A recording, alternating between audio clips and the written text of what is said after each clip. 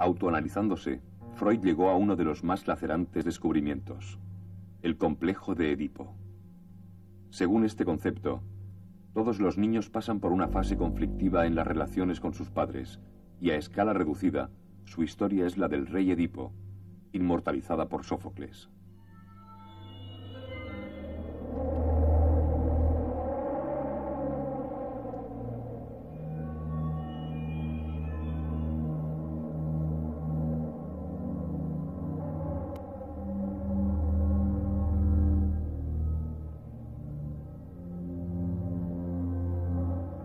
El destino del rey griego nos conmueve porque habría podido ser el nuestro.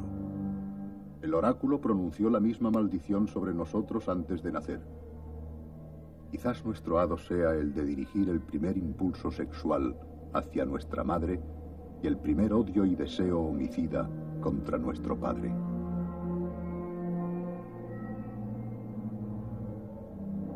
Cuando Freud logró rehacerse de la primera impresión por el descubrimiento, se reafirmó en él: la sexualidad no despierta en la pubertad, sino en la primera infancia, desde que uno siente el placer de chupar el pecho de la madre.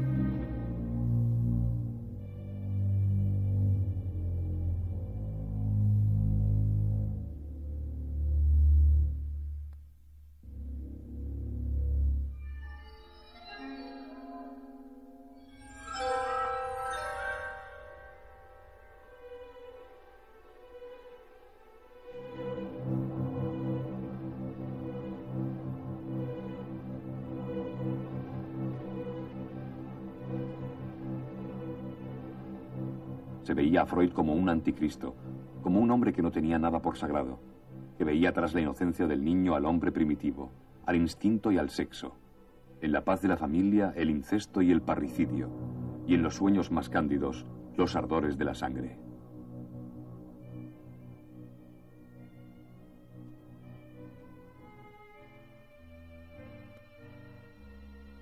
En la Viena burguesa de principios de siglo, decadente, hipócrita, bien pensante, de moral falsa y a punto de hundirse en la Primera Gran Guerra, la sinceridad científica y descarnada del judío Freud hizo el efecto de un pistoletazo en una iglesia.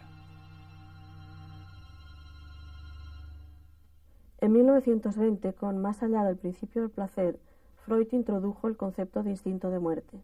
En resumen, nos dice en este texto que en todos los seres vivientes existe una tendencia a buscar el placer, pero también una tendencia hacia la autodestrucción.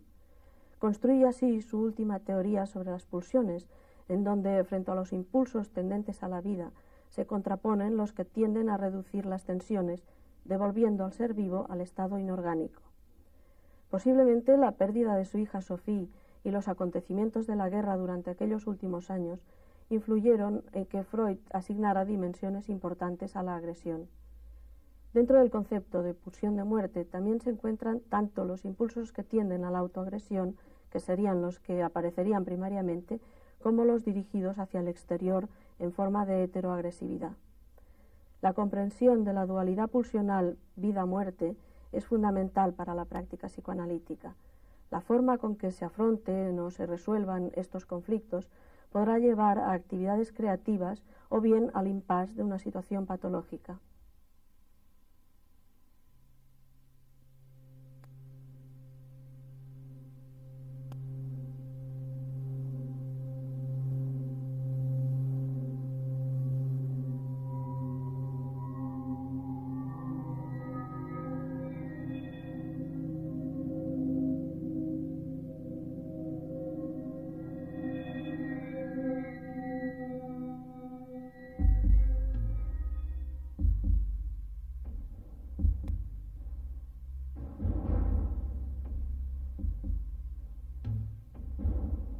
En el sistema freudiano, el aparato psíquico se compone de 3 compartimentos relacionados entre sí con independencia de la anatomía real del cerebro. En el ello se mueve el instinto entendido más como una energía que como una norma, es decir, un conjunto de pulsiones primarias sometidas al principio del placer que Freud designa como líbido.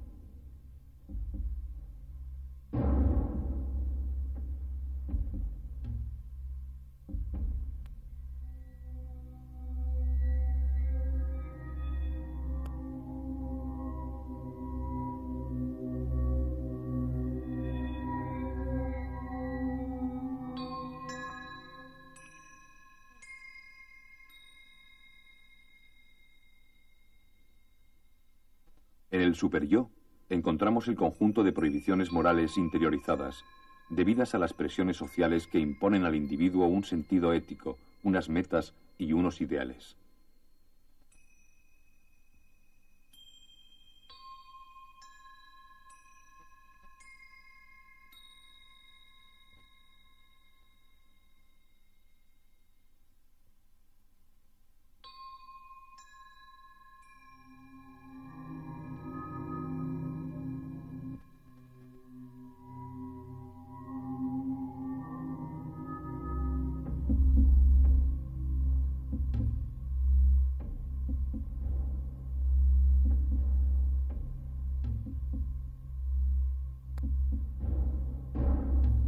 En el yo residen las resoluciones de los conflictos entre las 2 instancias anteriores.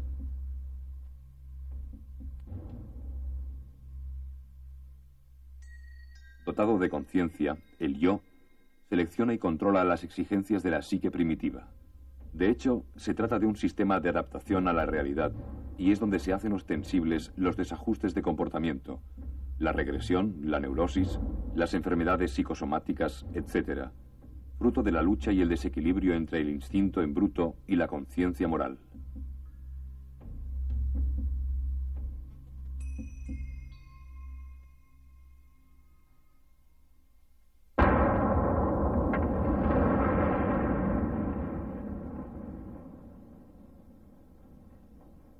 Freud plantea a lo largo de su obra varios modelos, todos ellos enmarcados en su teoría, el psicoanálisis.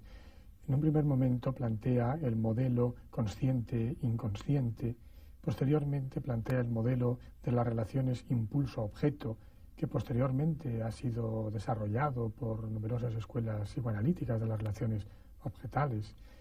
Posteriormente también plantea el modelo instinto de vida e instinto de muerte, y finalmente plantea el modelo el yo-yo super-yo. Después de estos planteamientos, Freud llega a la conclusión, en su trabajo sobre el malestar en la cultura y al final de su obra, de que es inevitable una tensión, un conflicto en el ser humano, ya que la fuerza de la naturaleza presente en el ello es imposible de armonizar totalmente con las exigencias de la sociedad, exigencias además muchas veces excesivas e injustificadas, existiendo un malestar en la cultura.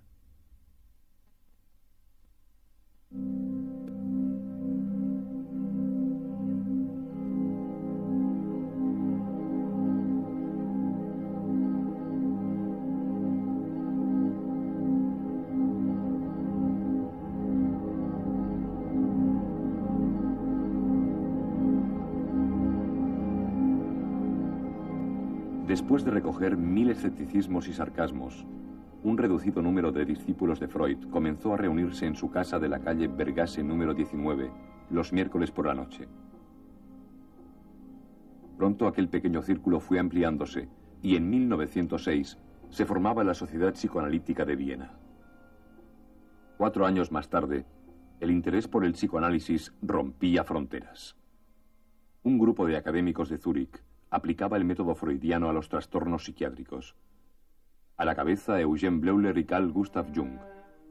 Pero la mayor parte de los practicantes vieneses del psicoanálisis no provenían precisamente de la clase médica. Otros interesados en las teorías freudianas eran periodistas, críticos, escritores o intelectuales de la más diversa procedencia, todos con el entusiasmo del converso a una nueva religión. Así, una teoría psicológica para usos terapéuticos individuales se ampliaba a un método para analizar las fuerzas inconscientes que actúan en la historia y la cultura de los pueblos. No en vano se hablaba de la causa.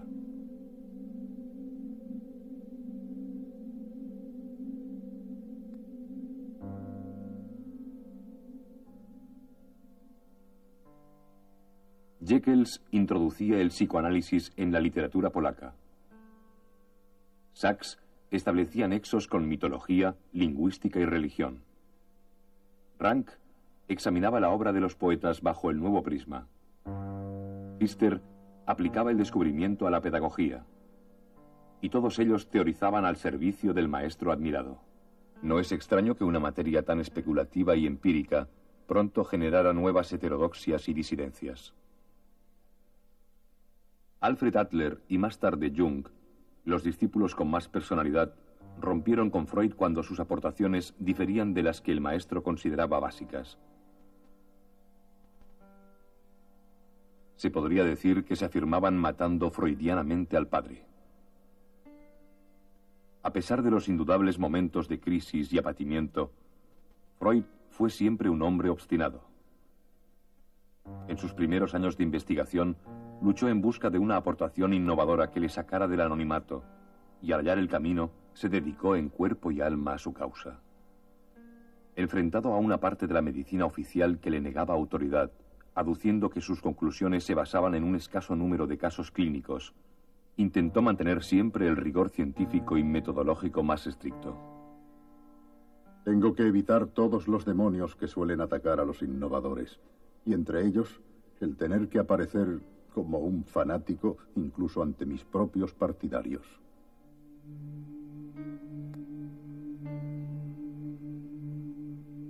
Cuando los médicos vieneses se preguntaban si Freud hablaba de curar enfermos o de crítica literaria, él respondía con la preocupación constante por crear una ciencia general de los procesos psíquicos, tanto los normales como los patológicos, que hiciera comprender